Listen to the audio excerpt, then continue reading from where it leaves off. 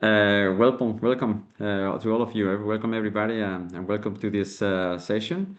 The second webinar that we are including in this consortium meeting agenda.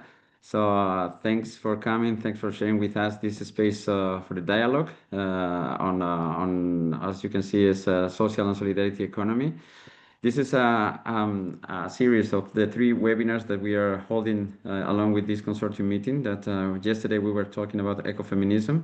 Today we're going to be discussing with our 3 participants and you and all of you in this dialogue with talking about social and solidarity economy, and tomorrow we will have the one on education also at the same time. Here in this link, so I'm happy to receive you here also tomorrow. We will for sure needed to talk about these seminars, because of ecofeminism, education, and social and solidarity economy are 3 of the main topics that must be included in every discussion as far as social transformation. And especially here in our project, that we are trying to get these inclusive nature-based solutions in order to get the community transformation, innovation, and solidarity and equity. I would like to start also explaining that this is a task force. Social and solidarity economy is a task force that we create especially for the project to be included in the TRANS-lighthouses, because as we were discussing yesterday, the economic model, the orthodox economic model, is leaving behind a lot of people. Is creating inequities as far as gender and social, economic, and natural aspects, and not putting life in the center, as we mentioned, as we discussed yesterday, talking about ecofeminism. And since our project is aimed to promote inclusiveness and equity and also sustainability, it was necessary to talk about these other models of social and solidarity economy. So I would like to also thanks the rest of the task force members that have been helping to be here or today, like Beatriz Caetana, Andrea Lemaitre, and Ella, that are here from UZ Lovaina. Anya and Jonas from RUC, Pedro Gouveia, the Kairos, Monica and Franco from EBR, and we are. I'm happy to have you here with our also to participate in this Brazil and Spain and the rest of the world dialogue. In our last webinar, also from this task, we were questioning MBS, yes, but to what price? Talking about the need of inclusiveness, talking about the need of different model of economy. But today we are bringing together these initiatives. You can pass this slide if you want, Angelica. We are bringing. I'm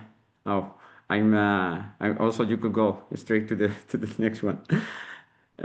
Because we will bring it experiences from Brazil and from Spain to show how ecological transition must be social and economic too, and we need to go all together. And we are really expect that this enrich the dialogue between us in the project and with the rest of the world. We are going to be, as you can see there in the slide, we're going to be having the first 3 speakers today to foster this dialogue. The first one is all from Clara do Prado, that will introduce the experience of la Rede de Incubadoras Universitárias, the Apoio, Fomento, the Economia social in Paraná. And correct me if I mistake anything in Portuguese or in English even. It's going to be her presentation is going to be very, very, very inspiring as for this dialogue. Then we will have Vânia Loureiro from the Universidade de Brasilia. Also is going to introduce us one of the projects he's participating and coordinating as talking is Sol Nascente. Is talking about Periférico. Is one of the members of this project. That I'm not going to advance anything now. And the first speaker, as you almost all know here, is from Franco from Economias Bioregionales, Bioregional Economies, who is going to also to to talk about one of the main one of the tools of the social and solidarity economy, which is the social currencies or local currencies, as you will hear, as you will listen from him. And I don't want to take more time, and I would like to pass the floor to the first speaker, Clara Prado, thanking her to be here with us, thanking her to be with such a short notice also. And just a few words about Clara to introduce her to you all. Is Clara Prado has been a Solidarity Economy agent and extensionist of Solidarity Economy since 2016 in Brazil in the Solidarity Economy University Incubator ESOL from the University of Paraná. And she works with popular education and communication and participates also as a researcher in another European project called COMCHA, Community-Based Change, Local and Traditional Knowledge in MVS, something also very, very needed, traditional knowledge inside. And she maintains an agroecological urban garden in Ponta Grossa, Paraná, and she is currently a doctoral student in linguistic studies at the Federal University of Paraná. Thanks, Clara, for being here and for sharing with us your experience of the Rede, and the floor is yours. And I'll start by saying good morning and thank you, José.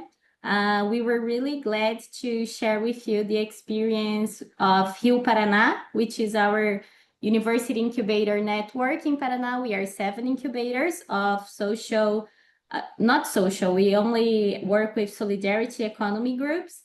And it was nice because this is a result of TRANS-lighthouses funding. We had 5,000 euros to work with research in here in the end of 2024 and now in the beginning of 25, and it was really nice. So I was already introduced. My name is Clara, but I do not represent myself only. I'm speaking about the work developed with and by solidarity economy groups and organizations linked to university incubators in the state of Paraná, Brazil. We are in the South region.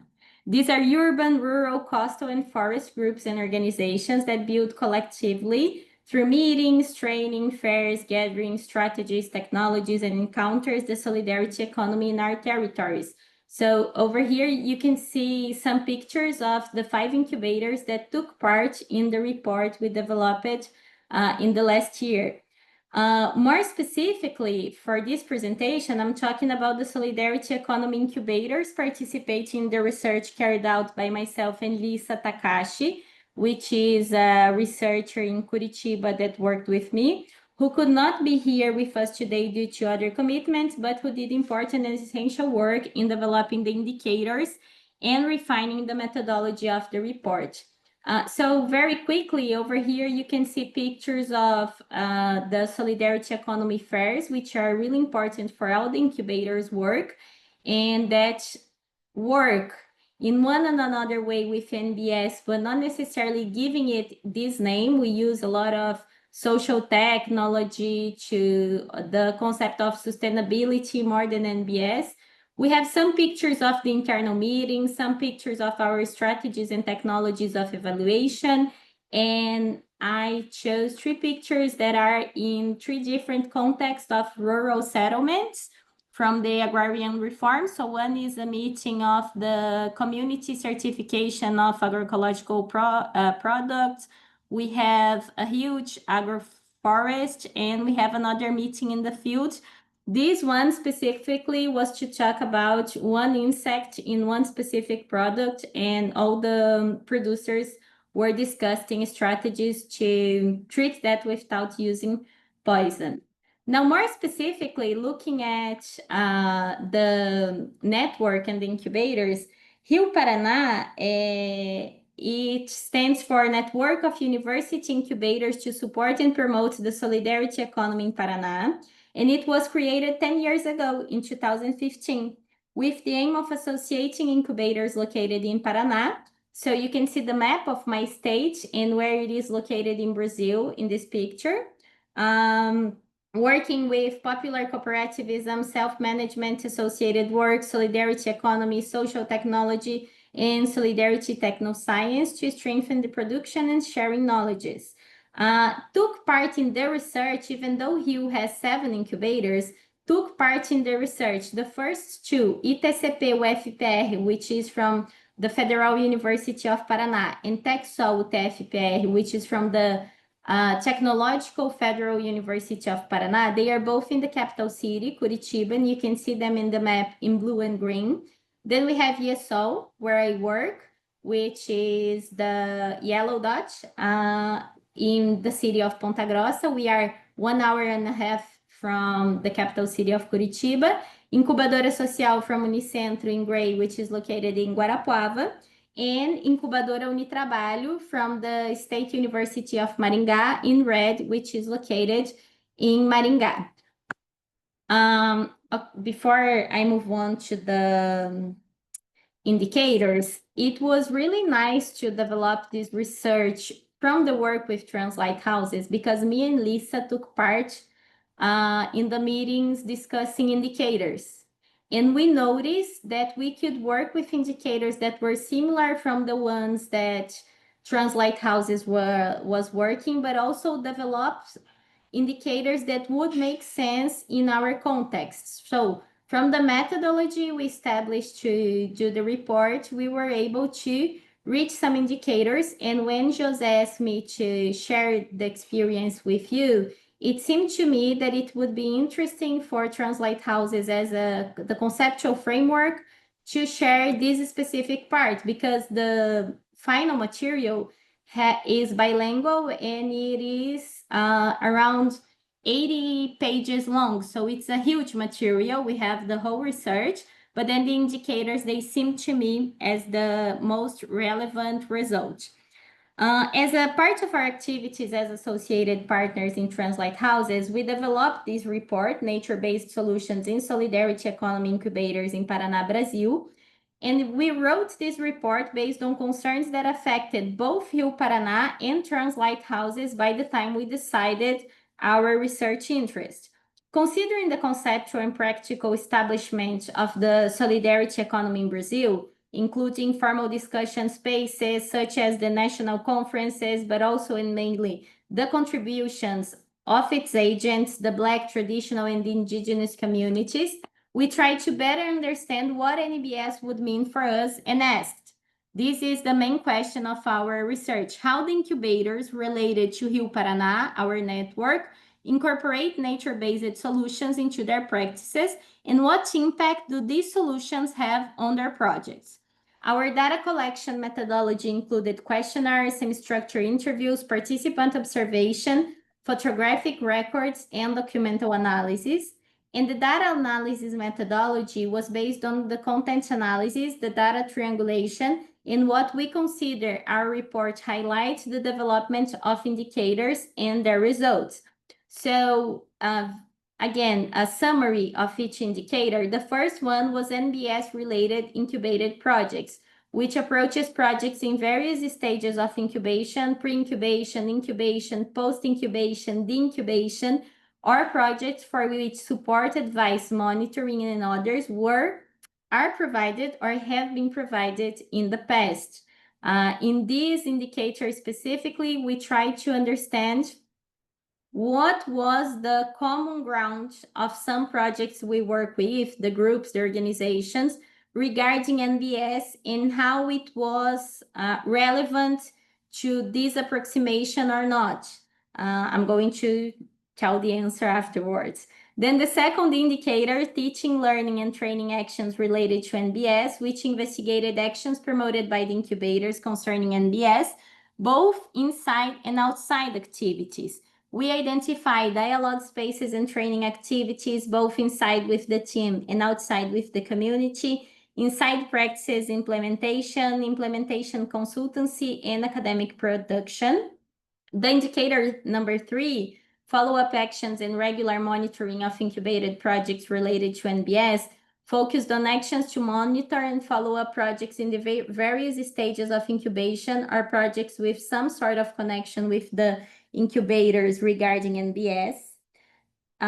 Indicator number 4, challenges encountered in implementing and incubating NBS initiatives, which approaches the barriers, the contradictions, and the problems faced in the implementation of inside and or outside actions related to it. Then the strengths in implementing actions and incubating projects related to NBS, which approaches the actions and incubation of projects that have already been developed, are under development, are being planned, their evaluations, adjustments, and perception of the role and potential of incubators. And the last indicator, incubator self-assessment on implementing actions and incubating projects related to NBS, with a focus on the evaluation of the people who took part in the survey about the incubators and their work regarding NBS. The development and establishment of the indicators and also how we would work with this data was done mainly by Liza, because she's a doctorate student on technoscience at Federal do Paraná. So she was the one to propose the methodology, and I really appreciate her for it, because even the interview, sometimes I would take, for example, 2 hours, 2.5 hours, dialoguing with people, and Liza would say, Clara, focus. We have these limits of the research, and from it, we need to better understand how the incubators are working with NBS in our network. And then we were able to arrive to the indicator ratings. They were classified as very effective, and slightly effective. We reached these results by crossing the data from different sources. So there were 3 different people we would interview in the incubators. The person that represented the incubator in our network, 1 student that would have different sorts of connections. It could be someone with a scholarship, it could be someone that would have volunteer work, but this person needed to be in the incubator for more than 1 year. And we also interviewed technicians from the incubators, so we could see the different perspectives from these actors. In these pictures, we can see the indicators results. Green indicating the incubators are very effective in addressing this issue, yellow effective, and blue is slightly effective. With regard to NBS-related incubated projects, which is very effective, all the incubators participating in the survey have projects or actions connected to NBS, even if only secondarily or indirectly, which is most of the cases, because the principles of income generation in self-management, they stand out when we compare that with working with NBS, for example.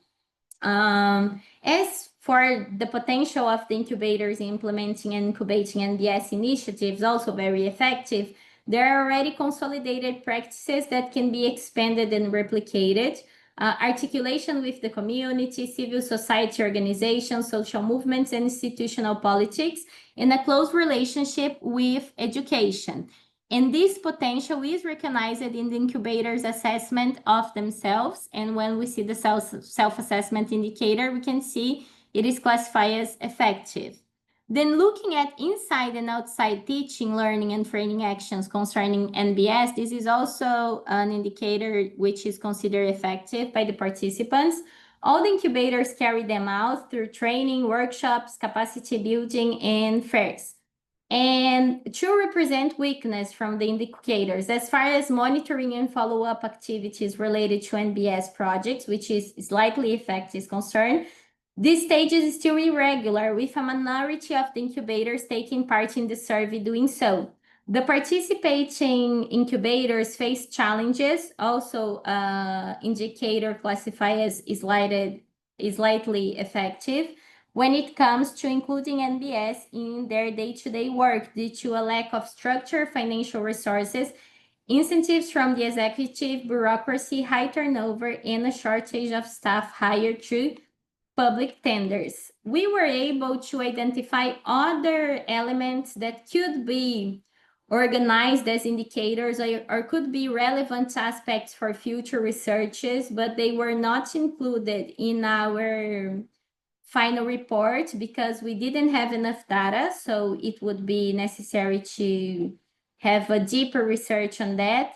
but they are related to the conceptual issues we have in Brazil and solidarity economy regarding NBS, because we do have other terms that are more common, like sustainability, when we discuss environmental preservation, sustainable development, when we discuss social technology. We also have the importance of networks to work with solidarity economy in Brazil, and networks that involve, as Rio Paraná, universities, incubators, the academic field, but also the networks from the groups and organizations of solidarity economy, like Rede Mandala Network, that is a network from solidarity economy enterprises and groups. There are also specific networks like AfroSol, which is a network of people, Black producers, that they work together and they have specific fairs so they can work with solidarity economy. The stakeholders and social movements aspects is also relevant. We have some issues regarding institutionalization of the incubators. And we also think that we have a really interesting approach in solidarity economy when we had the dialogues with the incubators, because we are doing different works that could be replicated and expanded. I don't know what is the best way to share the complete material with everyone, but that's something we could do and that I believe would be interesting for both us, which did the research and TRANS-lighthouses as a whole. Thank you. Thank you, obrigado, Clara, for sharing the experience and for keeping the TRANS-lighthouses for keeping the track of the TRANS-lighthouses. Also, thanks for this recommendation of continuing this dialogue, this continuous dialogue with you, because it's very inspiring. As you mentioned, also we have here some of the people who are working also with the indicators in the TRANS-lighthouses. So this is very useful and very fruitful, rich for us. Also, even as a universities that are working on this, I would like to introduce now to Vania, to another wonderful experience from Brazil. And I would like to say thank you and welcome to Vania. Obrigado por estar acá. And I will introduce her as she's holding a PhD in architecture and urbanism, as some of the people who are also part in TRANS-lighthouses, and from at the University of Brasilia. She's is integrated in the master at the University of Beira Interior in Portugal. He's developing a research on socio-spatial segregation, informality, and socio-technical assessment in project processes.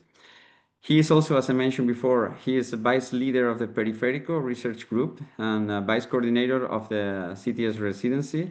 And she is also a coordinator, if I'm not wrong, from the graduation extension on architecture and urbanism, right? I hope I included everything, Vania. Even you feel yourself free to introduce. There are some other architects in the group here right now, I can see, and all of us are eager to listen to your experience with Periférico. Thanks, and the floor is yours, Vania. You could share your screen if you wanted. Thank you very much. It's an enormous pleasure to be here. Okay, thank you very much. So I would say good morning, but it's good afternoons to some of you, most of you, I think. So it's a nice pleasure to be here. I'm very grateful for the invitation. It's a pleasure to share some of our work regarding NBS in urban peripheries here in Brasilia, University of Brasilia. And we decided to show Professor Liza, that is the coordinator. We're coordinating together, but she's the master here about this issue. She couldn't be here today, so I'm very grateful to be here to share our experience. And we decided to show, we work in several territories here in Brasilia, but we decided to show this part of the work in Sol Nascente because it is where the funding from TRANS-lighthouses is coming to. So we decided to show some of the work we've been doing with the funding and the continuation of our work here. So the title of our work is NBS Solutions, NBS in Urban Peripheries, in Solnascente. That is one. It's the in area. It's the large favela of Brazil. In population, I think it's the second or the third, something like that. So it's an informal area with, you can imagine, a lot of problems and a lot of issues, but also a lot of potentialities. And here today we're talking about social economy, and we work with social technologies together with the way we produce our process of working with communities.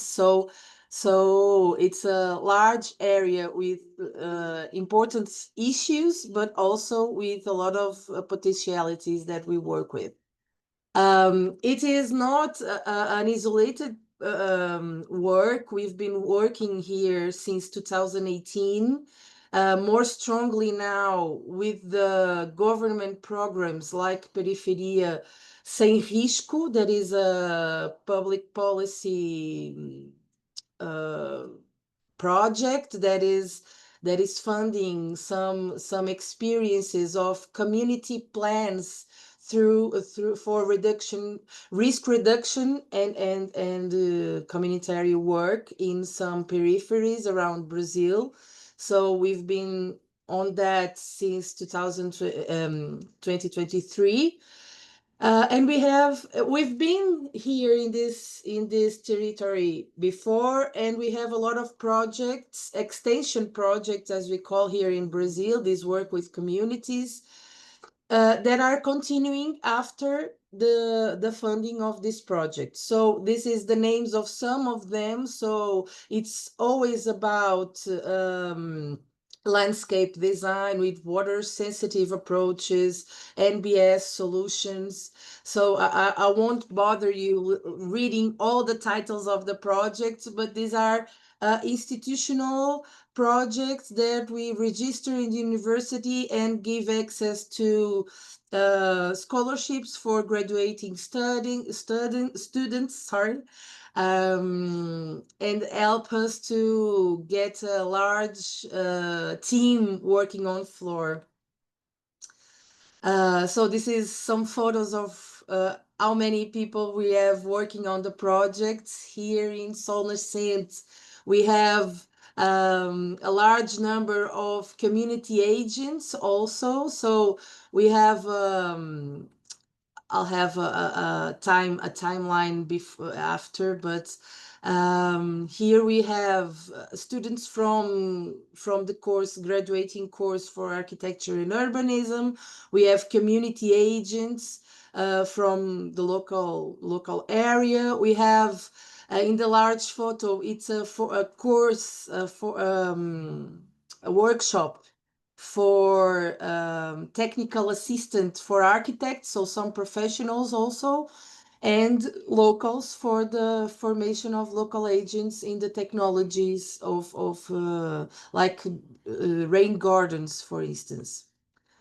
So we work in this territory for trying to address these climate emergency issues, working with mapping of risk areas and the communitary plan, as I said, and trying to give and debate some of the solutions that are possible to take to the territory in terms of urban project, but also tactical urbanism, like solutions that the community can produce themselves, potentializing the solutions that already been performed by population, like in the sense of technical social technology. We are laboratório periférico, socio-technological accessory. We work in this assessment, sorry. We work with various territories, and here in Solnecent, we are taking this work that comes from community-based approach. So it is crucial to recognize the role of stakeholders and identifying risks, making decisions, and implementing interventions.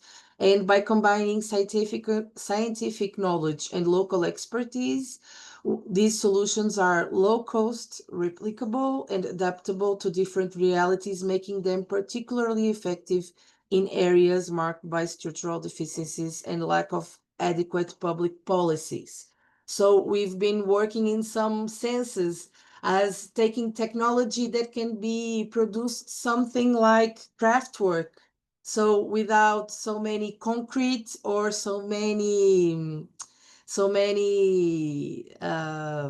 official technologies, if you allow me to say this, official technologies to empower communities to not need the government intervention so often. It should be right, but it doesn't happen. So we have a lot of communities needing to act by themselves and producing their own solutions. So technical. It's very important to help them to do so. And public policy in this project is focusing on getting the bottom up efforts. So we are empowering community, giving the means to produce the technologies and the social technologies, so they are the most informed about their territory, and they know better how to produce their solutions. So we worked first with some workshops, introducing the concepts in the community, talking about risk prevention and how to manage surface waters that are the biggest problem in Solnecent. We have here, I don't see if you see my mouse here, you see? Okay. So we have here a large mass of area that is Ceilândia, the official city, if you want, if we can say that. So the regular city that has a very strong deficiency in surface waters, stormwater. So the water is all getting down to this large area that used to be rural area and natural area, but now is Solnecent. So we have a lot of water going through the streets and getting inside houses and inside lots and so on. So the initial workshop was to get people to talk about, and the leaderships of the territory to talk about these problems. Then we started the community plan in 2024, where we mapped and synthesized the situations from territory with communities. We made a lot of workshops in different areas of the informal area, and produced the contingency plan for talking risks and adaptation to locals. This year we are working in schools and with families, trying to work a prototype of rain garden in the front of school, of the local school. So we came from discussing very generically with community and community leaders, and now we're working with a prototype that is where the efforts from TRANS-lighthouses are being put in materials and so on. Just to context a little bit, we have this large area of Solnecent, and we can see these schemes where the water is coming from. So 80% of the area of the city area above is draining the water to Sol Nascente. It's very serious and very important issue to solve. Of course, with the necessity, the need to connect also the local government, and it has been a large issue, if I can say that, just to say that. So here we have the Brasilia map, a Brasilia map, and we have the risk areas, potential risk areas mapped by the Geological Services, National Services, and Sol Nascente is one of the three strongest areas with more issues to observe. And here we have the EPCC map that shows that the region where we are is one of the strongest areas of future assessments. So we have situations like this. You can see in this photo, erosion, very strong erosions from the street water coming into the edges of the neighborhood. We have this flood Me acaba de areas. mandar un correo dándome la enhorabuena por la... Sorry.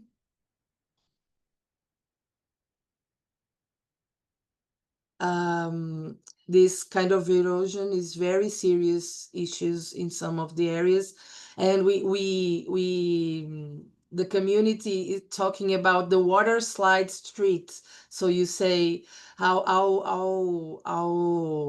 inadequate this urban design was in the implementation. So it is product of illegality, sale of allotments. So it's the illegal division of territory to sell, and people living there are no responsible for it. They need to get access to their human rights as well, and they should be living in other kind of circumstances than this.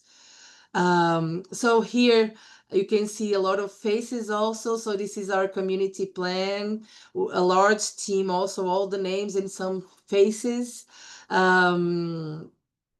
We worked with community mapping the risk areas and also assessing the concepts of how the solutions could be planned and the risk reduction could be made.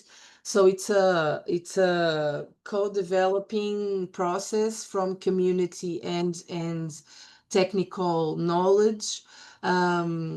We produced this little sun that is the cartoon that is taking all the informations to community. So we work with adults mostly, but also with children, and we try to make a communication that helps everyone to participate and be in. Our methodology is certified as social technology in the university by Banco do Brasil. We work with context and physical analysis first, but also with effective mapping, so mapping with community. So we all are always mixing the local knowledge with the technical knowledge for technical local products in all the process, not only in the means. The transformation, we work with drawing codes that help community to see solutions and try to understand how the project is assessed, how solutions can be made, and how the problems happen. So we are always working. We are in the Faculty of Architecture and Urbanism, so our focus is urban design, processes and take it to communities and to improve physically the areas, but also always together with communities. We work with workshops and participatory practices in all the process, and trying to make decision-making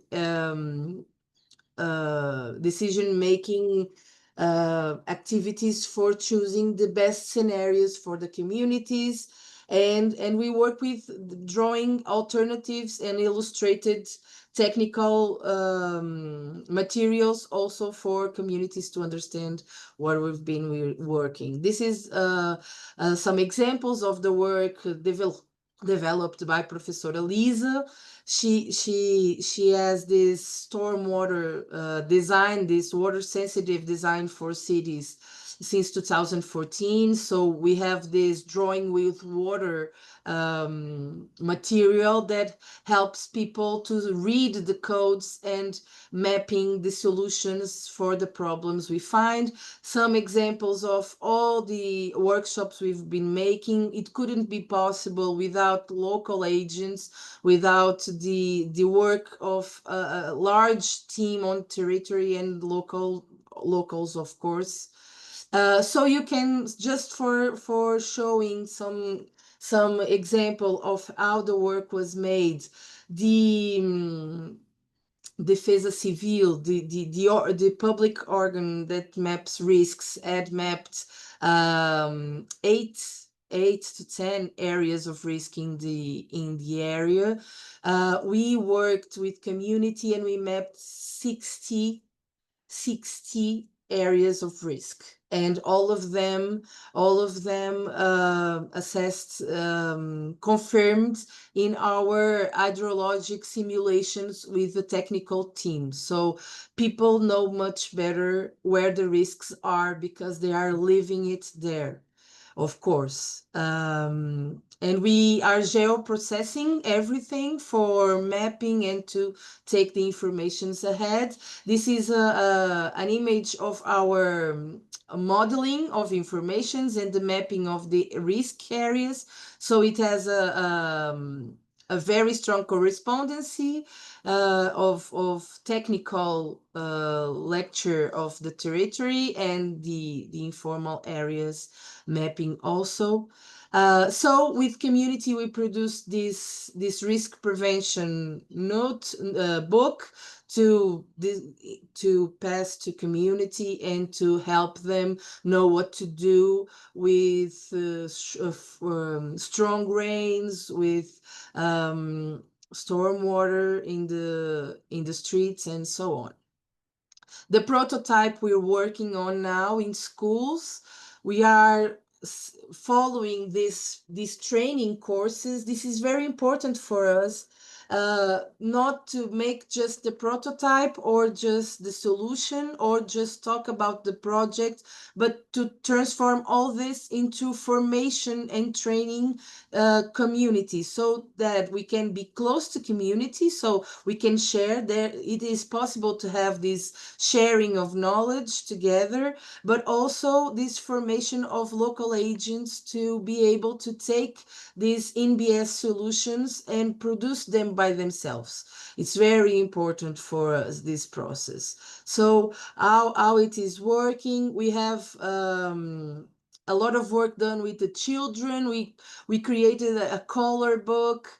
We created some cut and paste activities for them to get together with these concepts of NBS, and also to try to call the families for closer, and to open the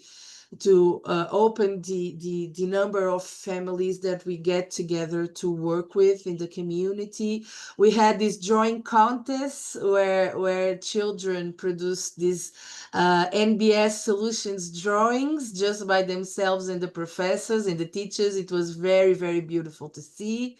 They have a spring festival that they adopt the NBS concept for the theme of the festival. So they produced a lot of small models and solutions and storytelling about how to produce these NBS solutions. Look, all the faces of the children here in the it's very beautiful process. This is some details of the project that we are now in these days producing. So this is the area where the stormwater gets some problems near the school. So we are producing some part of this structure of rain gardens next to the school. We don't have means to do it all, but we'll be doing some prototypes as the project is saying. So these photos are the studies for infiltration in soil, the detail of the project, trying to work with us for closing. I think my time has passed by the closing of this presentation, just to say that we have a lot of type of solutions. There's, I think now,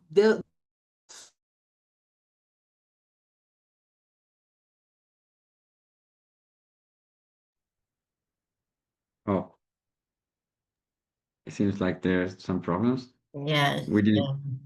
it seems like I mean, see, Vanya, you were still time. Are you here? Are you back? I'm back. Sorry, Very it cut. good. No, no. Oh, We thought that no, the people were thinking, okay, it has no more time and just cut herself. No, no, no, don't worry. You have time to finish.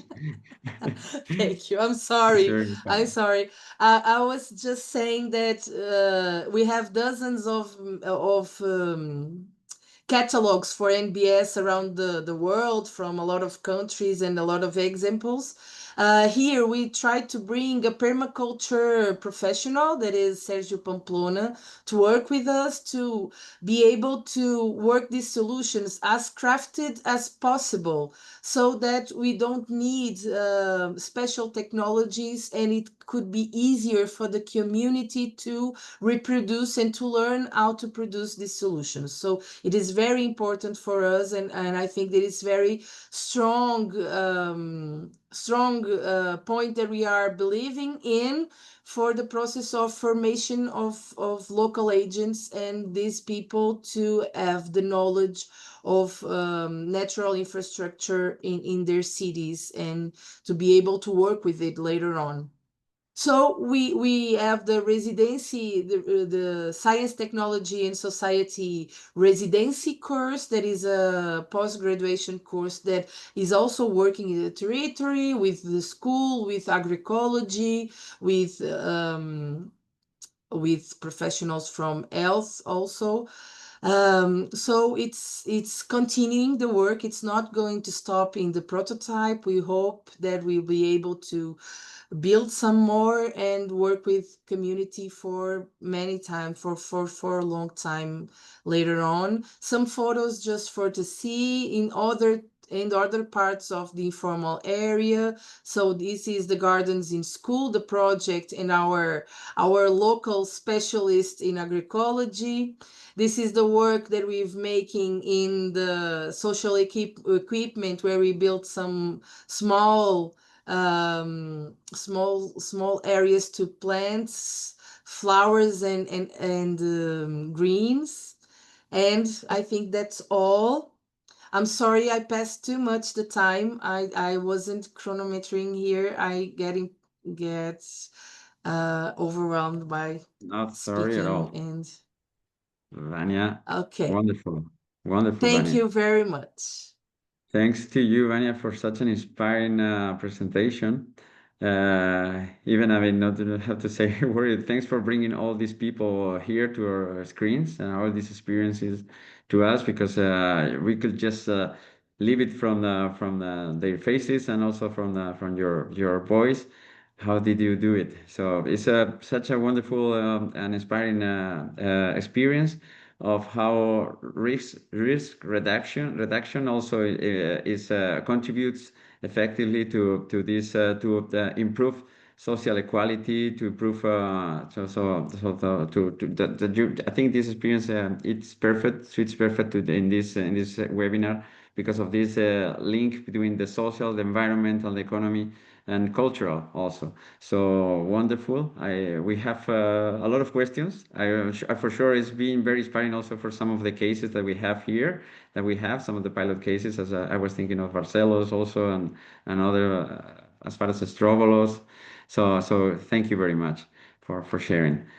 And we will have the questions later, but we should introduce the next speaker, which is I don't know him so much, but I will try to introduce him.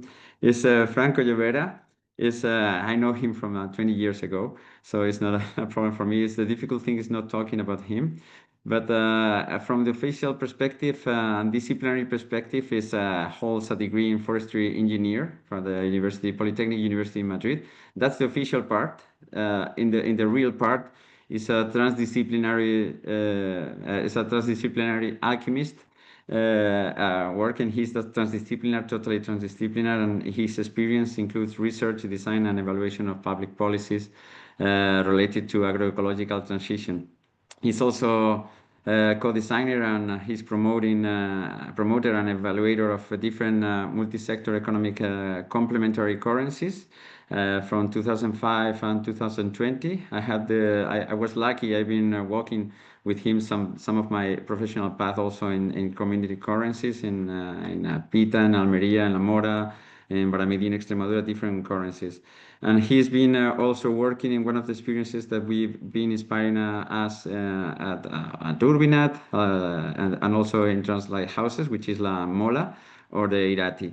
So I will give the floor to Franco.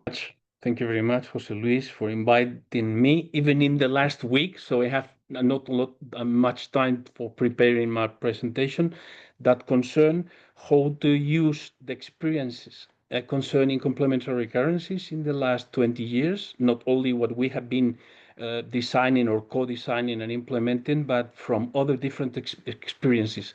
So I will touch three different points. The first is what José Luis asked me. He's expert on assessment, this case, and because it's the assessment case Madrid, complementary currency La Mola, related to how to reward families, homesteads, and commerces and retailers that contribute with bio-waste in order to recover and produce food.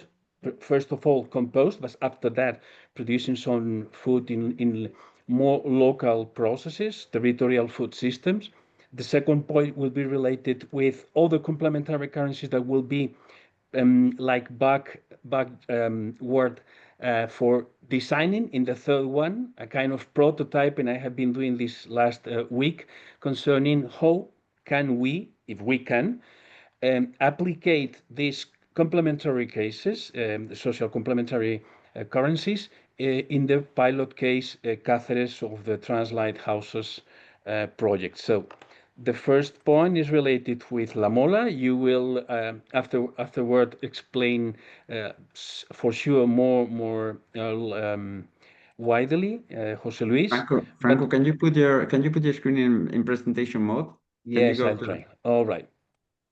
To see it better. Thank you. Very so good. Thank you. This is the complementary currency, which was in application, digital application form, start in 2017. One mola, it was equivalent to €1, but there was not backed with the money. It's just a reference, right? So it's really important to recognize the difference in between a money which is backed in euros and a money which comes from the change in between the partners of the community in process. So in that case, it was backed from 4 kilograms of bio-waste provided for homesteads to the process that include farmers, agrocomposting, etc. The retailers in the neighborhood of Hortaleza in Madrid accept this currency, digital currency, as maximum 10% of the discount for the users, right? So it was supported with ClickCoin application.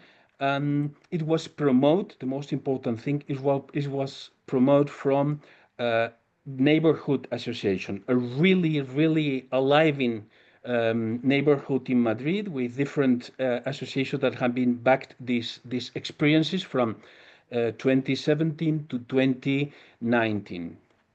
Only 2 years. I will analyze later in comparing the different currencies what happened with this currency. Here you have some of the indicators that we use, just summarizing the more relevant indicators.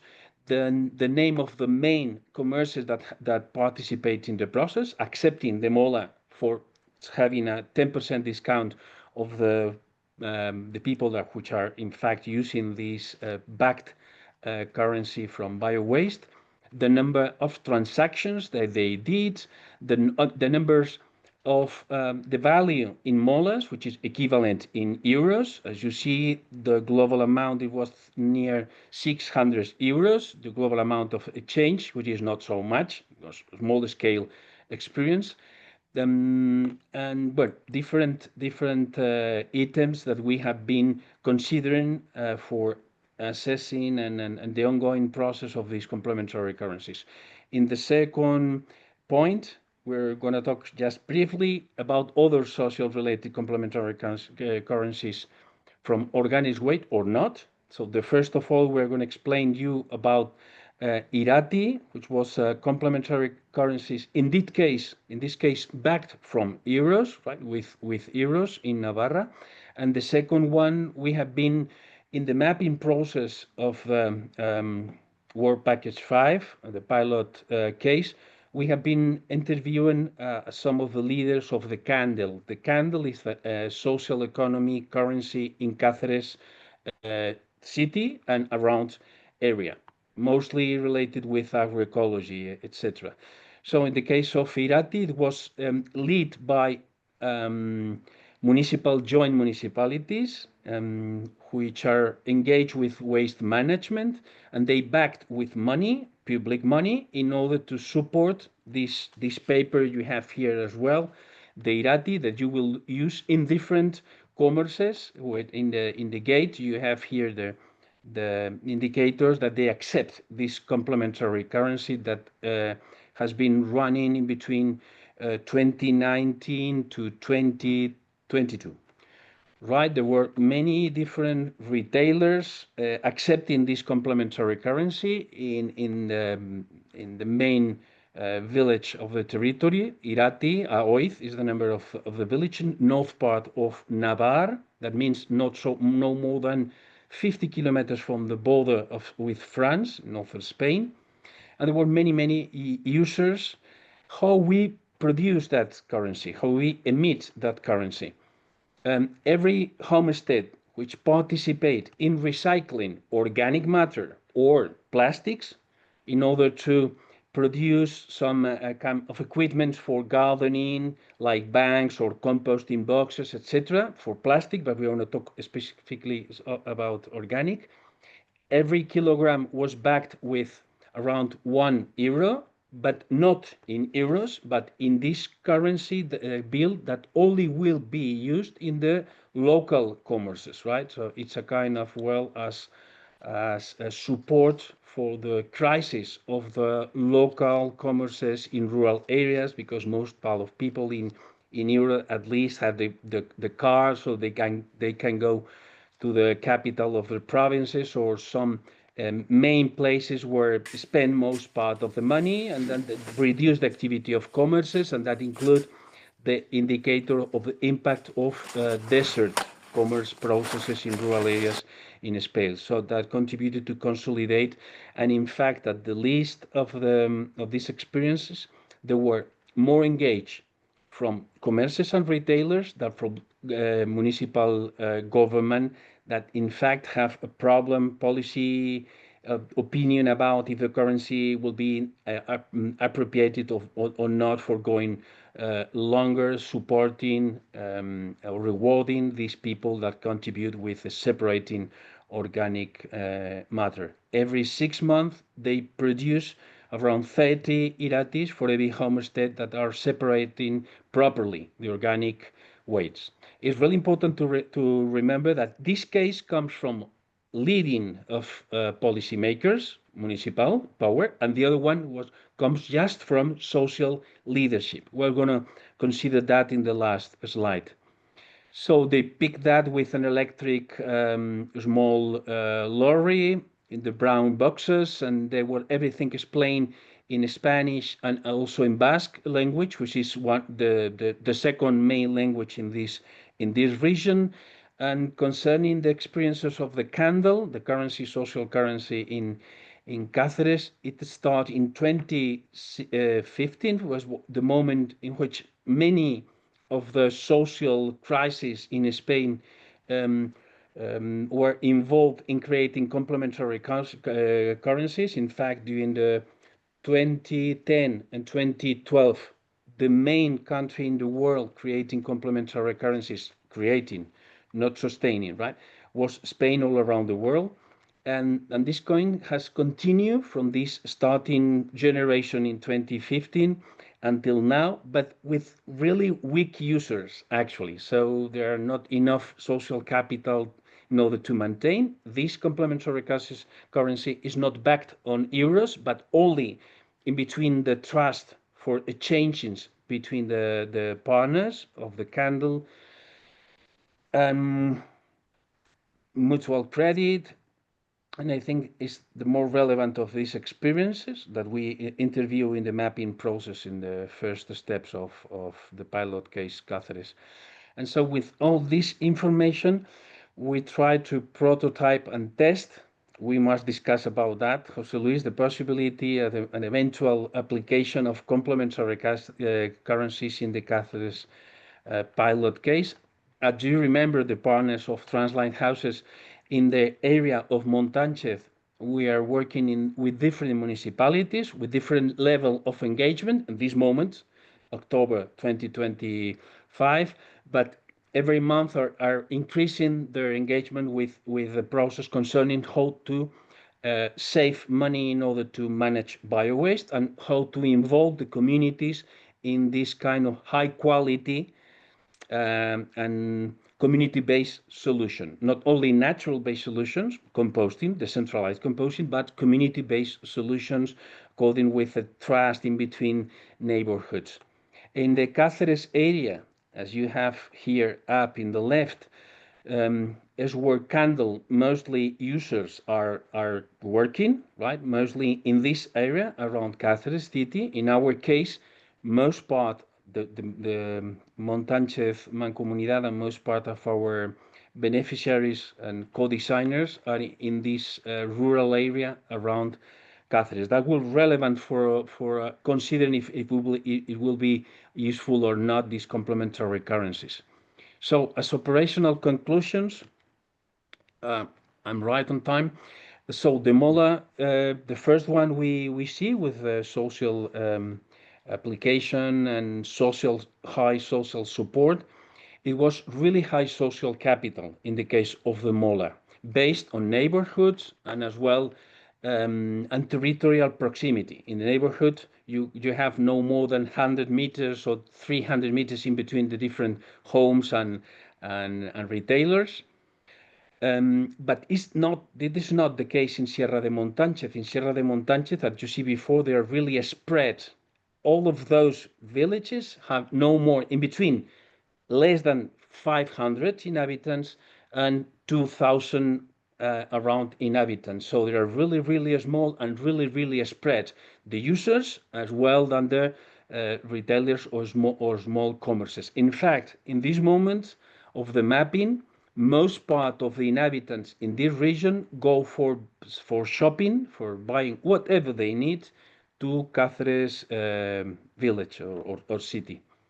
So the second one of the cases is the Irati complementary bio-waste currency. This case is backed in euros, and we think it's not applicable at all. First of all, because the Montánchez joint municipality, our main partner in this pilot case, Montánchez, does not consider appropriate or adequate. When we have been talking about that, they absolutely is like listen from here and leaving the concepts and the idea from the other side. It's really difficult to understand complementary currencies and to explain, because their priority is how to solve the problem of managing bio-waste, not how to involve all the community in a more transformative social and solidarity way.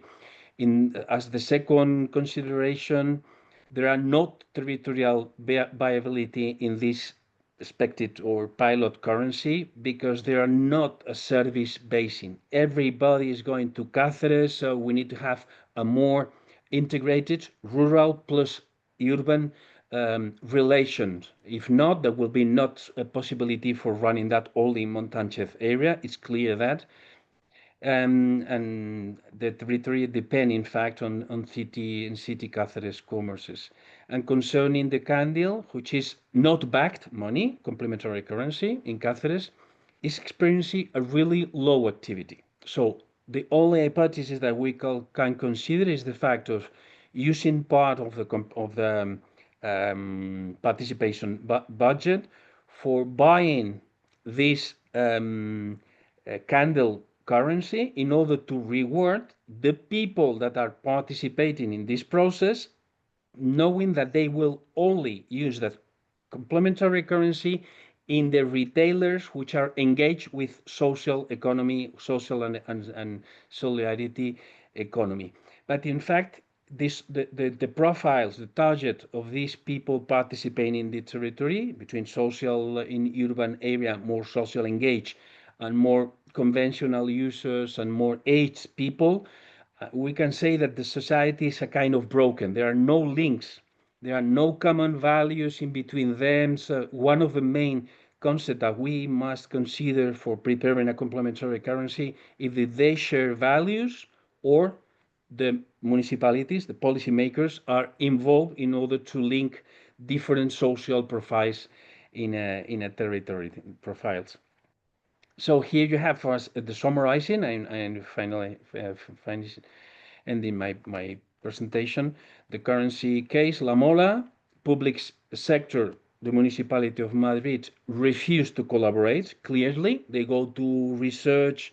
They said the mayor even has been there visiting and publishing in the media. We have been seeing what happened in this really dynamic neighborhood of Hortaleza, but they refused to collaborate. And there was social and solidarity engagement, a lead. And after that, small enterprises and commerces support, not so bad. The observation is we need more than that social support. If there are not public engagement, it's really difficult to run this kind of even social and solidarity currencies.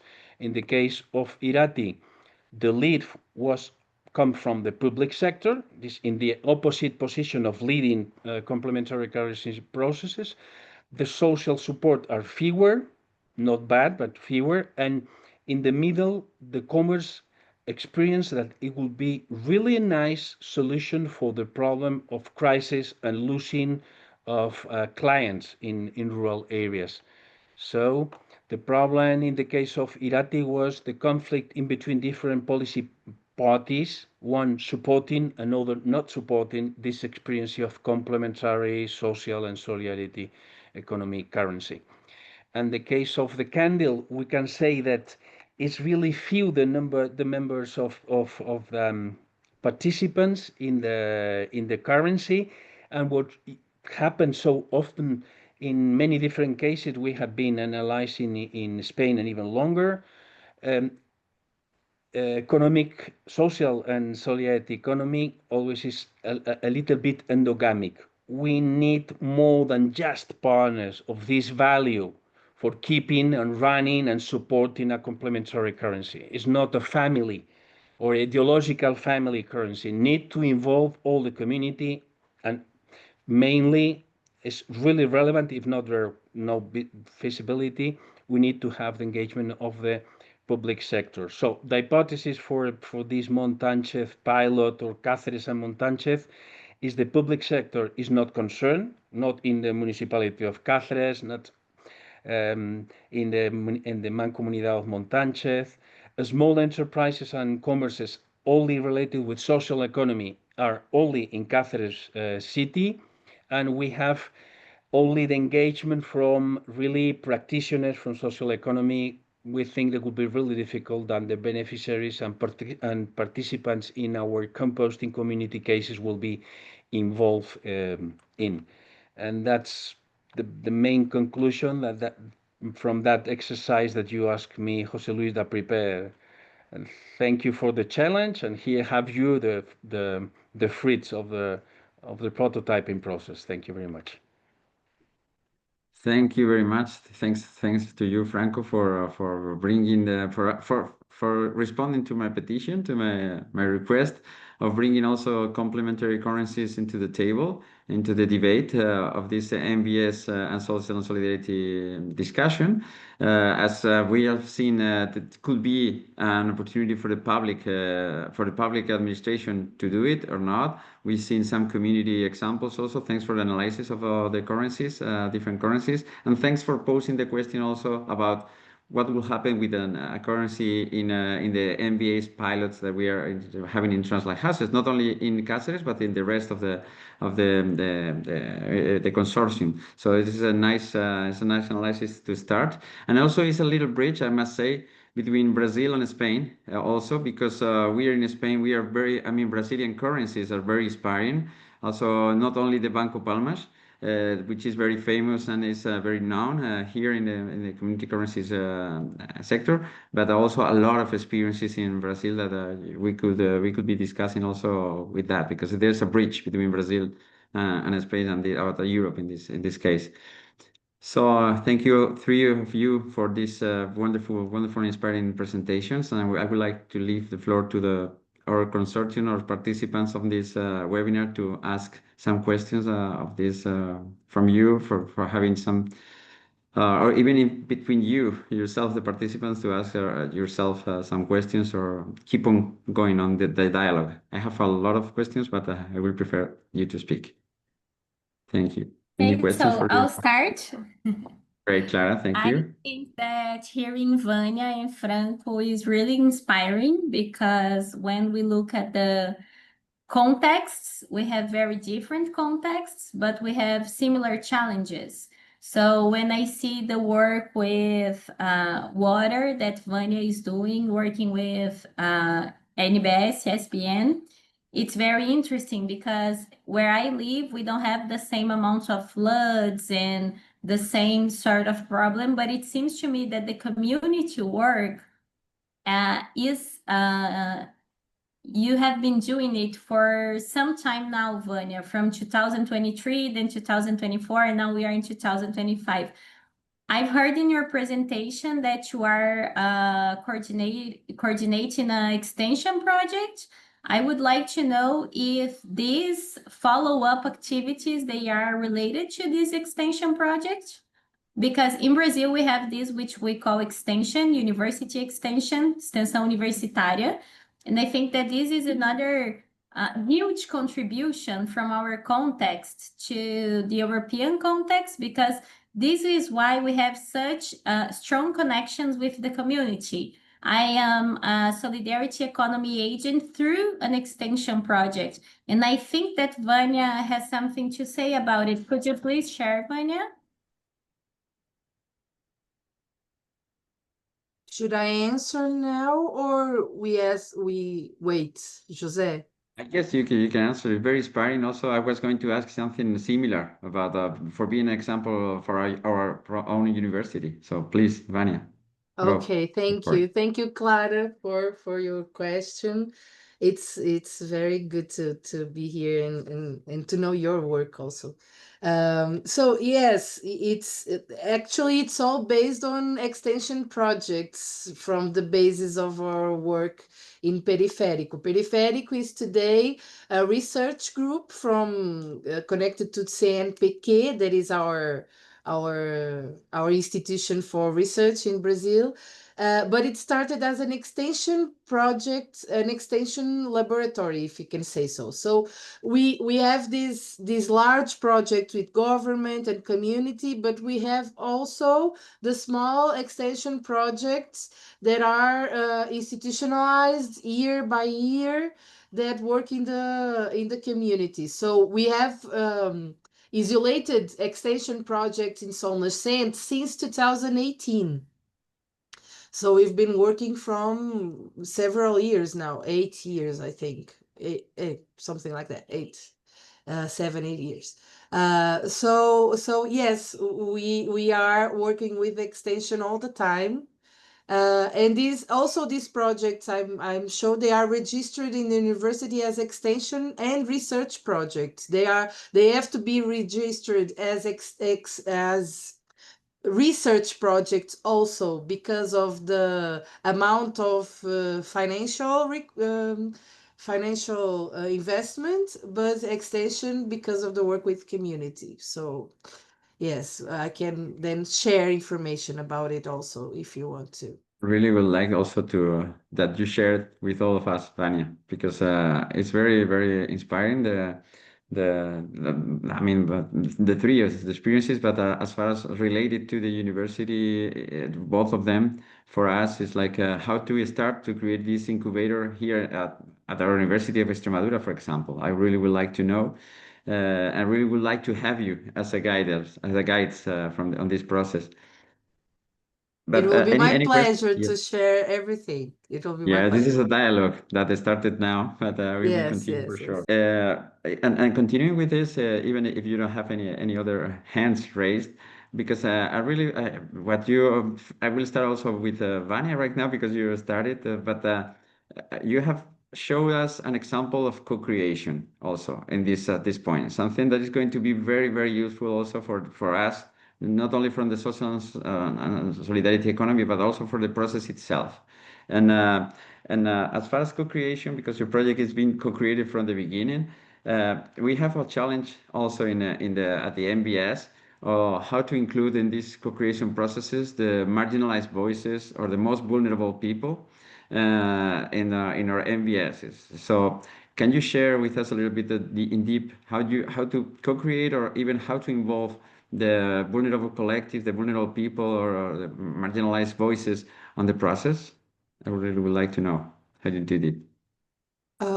Yes, I think how we are assessing it is partially from the methodology that I've shown very generally, but this methodology with design. So we have this drawing codes that we use. We use them with community now, but they were also built with community at some point. So they come, of course, from technical issues. We have this technical knowledge that we need to use. It's very useful, the technical knowledge, the scientific knowledge, but we use this approach of also observing how the communities are resolving the issues. So for instance, I can recall a moment that we were in one point in the area, and one local told us about what she have done to the water doesn't come inside her house anymore. So she built some kind of protection, and we use it as a potential solution, and we summarize it with the technical knowledge we have to produce some technical solution that comes from community. So that's one point. The drawing process, the solution making process comes from the dialogical process as well. So it's that's why I explained that it comes from the beginning. It's not at the end or in the middle we are going to show what we are doing or we are showing what we are learning, but we are always together. And of course, some point we have to get inside university to think and to study, but we also go there and bring the solutions. We work with some concept of pattern language that comes from Christopher Alexander. It's an author that is very well known in architecture and urbanism. That is someone who talks about the solutions, general solutions in architecture and urbanism, and he talks about the I just remember the translated name. It's the no-name quality of space. So it's based in community observation, and we bring that into our work. I think that's one important point. So we have this designing process together that helps. That's why I talked about the craft work in NBS production, because we are going to permaculture and to traditional ways of building to try to transform this technology in something more close to the technologies that people already know there. I think that's it. I would say something else, but I just forgot. I'm sorry. You were asking about the how to involve community if you want to ask Nothing else. something more. Yes, yes. I was thinking because one of the challenges is that is like when we want to involve the community, when we want the people in their MVS, we are all the time trying to get it to go deeper and involve the most vulnerable collective, vulnerable people into the project, and sometimes it's very difficult, and Okay. we are participating mostly the same people, the usual suspects that we call Okay. sometimes with Ella and learning and learning. How do you do Now, it with? Yeah. now I'll talk about these operational issues. That is part of our funding. We realized it was important to put this money into some. I don't remember. I'm sorry. It's not a scholarship, but it's a funding for the day of work for people in the territory. So these vulnerable people that are working with us, mostly the ones, or they are receiving a certificate for the workshops. Okay, so this is the learning process. That is something that is very important for people that are searching for work in other contexts, but also the money. So it's very important to pay the hours of work there. So we try to, for instance, these government projects, part of the scholarships, the money for scholarships, we divided into students and community agents in the other hand. So these are the people that we see that they are always with us, the ones that we can help somehow to receive, because people need to pay their bills. They are starving, they are dealing with a lot of problems, and the money is crucial. So this is an operational detail that it's very important, at least here in Brazil. Clara can talk about it also, I think, but I think it's important in most contexts too. So I'm Portuguese, so I realize in Portugal it's important too. So I think it's a way of getting the community closer. Participatory processes are voluntary, of course, but this profound work that takes a lot of time, it has to pay some hours. I think it's very important. Thank you very much, Vane, because it's very interesting. I was thinking also as something to put it into the table. It's like, what about if we use the community currency to pay to part in community currency, part in the conventional currency to help this community to get Amazing. some currencies to evolve and to spend it on the local economy. So it's something that we leave it there, and continue. Ella, with your question. Yeah, thank you. It was very interesting, the discussion and the pointing that idea of recognition again. I had another question with for Clara. If I understood right, you mentioned that most of the initiatives that were part of the incubators had an indirect impact, indirect relation with NBS. And I was wondering how you measure, how you define this indirect relation and how you see the evolution. Are you, as a strategy for the incubators, to plan to have more direct, or is indirect a good also balance? How do you see that? Thank you. Yes, this was identified with the 5 incubators that took part of the research. We have different but similar methodologies to incubate a group or an organization or a project in our incubators. And the first step is always to see if the enterprise or the group is a collective and not an individual, because one of the principles of the solidarity economy is the collectiveness. So from this methodology choice of having this first question for the group, the enterprise, the project, we already establish a hierarchy of importance of principles almost, because you must be a collective, you cannot be an individual. Okay, we didn't know we also had other hierarchies when incubating in our methodology. So this was a nice founding for us, because now we need to work on strategies to maybe change that. For example, now it has been 9 years I work in the same incubator with different different activities and different institutional papers. I've been there as a student, a graduation student. I've been there as a teacher, so I had the supervision part. I've been there as a volunteer. I've been there as someone with a paycheck. And in this incubator, we have been discussing how to develop the methodology since its creation 20 years ago. So this is a nice founding, because we have a new question, that is how to not hierarchize the principles of solidarity economy when bringing these groups along with us.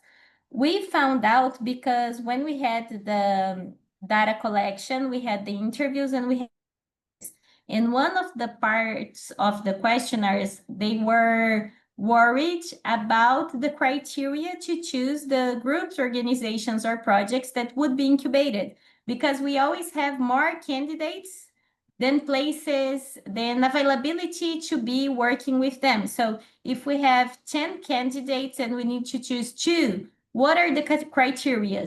And we found out that the first one, that is exclusionary, if you don't have, you cannot be incubated, is being collective. So you need to be first a collective. It may be informal, then it could be formalized as an association or a cooperative. This is a must-have. And then we notice that the incubator, they give preference to other principles, such as income generation and self-management. So if we understand that the group already have a dynamic that is not self-managed, because one of the aspects at the end I told was interesting is how we have relevant work with other groups, social movements, and institutions, formal institutions in solidarity economy. One of them are the CAPs. They are Centros de Assistência Psicossocial, Psychosocial Assistance Centers. We work with them, and we usually don't incubate them, but we have some sort of connection because they are not self-managed. Usually you have this figure, this person that coordinates the activity. So we understand that the principle of self-management was relevant. The income generation, this is a common discussion in solidarity economy. We insist that solidarity economy is not for the poor or the most vulnerable people. And we have an objective that the solidarity economy generates income for the people that are with us, enough so they can have a nice life. They can travel, they can have vacations, they can have an iPhone, they can have a television at home, they can have all sorts of products they want to, because at some point we from the academia, we are in our nice houses with our televisions, with our smartphones, and we are working with people that are usually asking for donations so they have furniture in their home. And this relation also is something that we discuss a lot, but we discuss that a lot because this is the context we have to work with. So income generation ends up being also another relevant principle. Can you hear me? Yes, because people need the money. So we end up choosing groups that are more vulnerable because we understand that they are the ones that have the emergency of income generation. And also because it's important politically that solidarity economy generates money. So we have, so we can argue that we are proposing something that works and that we need, for example, solidarity economy as a policy, a state policy, a municipal policy, a national policy, and not only as isolated actions that we propose. And that's why networks. So that was how we understood. We were able to have a list of priorities of the principles when incubating groups or enterprises or projects or organizations. And there is the conceptual issue. That is, the incubators, they do not work with the concept of NBS. They work with other concepts. So we needed to relate in the research NBS with the principle of respect for environment. And for the research and to understand this scale of importance, we put side by side NBS and respect for the environment because we understood that it was in the principle of respect for the environment that we would find the NBS. So if you're worried about having packages made out of something that is not plastic, and then you are having those paper filters that we use to have coffee in Brazil for that, this is an NBS that was developed by the community from solidarity economy workers. For these workers and for the incubators, it has to do with respect for the environment and not NBS because the term is very new. So from the questions that José presented for us before the presentation, I was thinking that it's very interesting how we have the theory ahead of the practice in the university. So we have the concepts, the names, and then we are thinking about prototypes. And then after the prototypes, we are implementing. But in the communities, we have the practices ahead of the theory or the names. So we needed to have this balance in the research. And the strategies, they are very similar to what Vânia and Periféricos started doing in 2018 and then 2023. That is, since I started working with TRANS-lighthouses in 2023, I started giving periodical training to the incubators and mostly to the incubator I work at on NBS. And it's been very fruitful, but we are still in the step where the students, teachers, and technicians are more involved. And then the organizations, the enterprises, and the project, they are not that involved in the theoretical discussion. But we are already doing the links understanding, oh, these that they are proposing, mostly in rural settlements, they have a lot of NBS discussion and implementation, giving other names that not NBS. So the strategy initially is training, and then is bringing the community, so from our organizations and enterprises, closer to theoretical discussion, so that maybe in 10 years, we have a common place of saying one thing and understanding what I meant. Because sometimes there's an anecdote in our incubator that is, in Portuguese, we can use the word layout for organization. And we worked with a cooperative of people working recycling. Can you imagine what is this? A cooperative of people working in recycling is huge.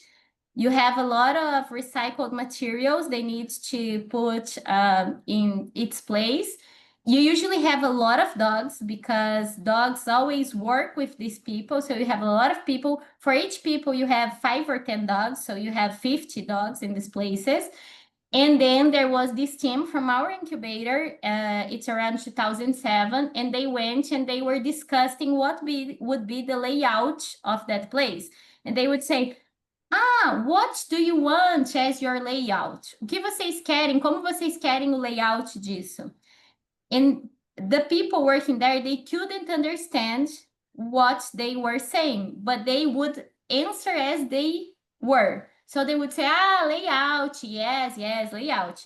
And then the university put some money, organized this place as they understand, the university understand would be better. And when they finished, the worker said, why didn't you ask us how we would like you to organize? Because the logical way to organize is to put this over here, this over here, this over here, and this over there. So our workflow works better. And then they said, but we asked how you wanted the layout. And then one of them said, what the fuck is a layout? In nice Portuguese, que porra é layout? And they said, it's the organization. And then we noticed that sometimes we need 10 years. So I say something and the other, and not necessarily in the relation academia community, sometimes from departments. I'm from linguistics. And then I work with people from anthropology and then with people from architecture. So I think that in Brazil, we are not there yet in the NBS discussion. Thank you, Clara. And I will be very interested in reading the report that your team has prepared. I think I'm going to send José Luis. Yes, and then yes. He could... And sadly, we have to wrap up. My dear timekeeper is telling me that we have just a few minutes, just a couple of minutes for wrapping up this wonderful seminar. And I would like just to thank you very much for you all to be here, but especially to our 3 key speakers, Clara, Vania, and Franco, for guiding us in such a rich and complementary perspectives. And what I would like to have this as a dialogue that is starting between us, because we need to keep on talking.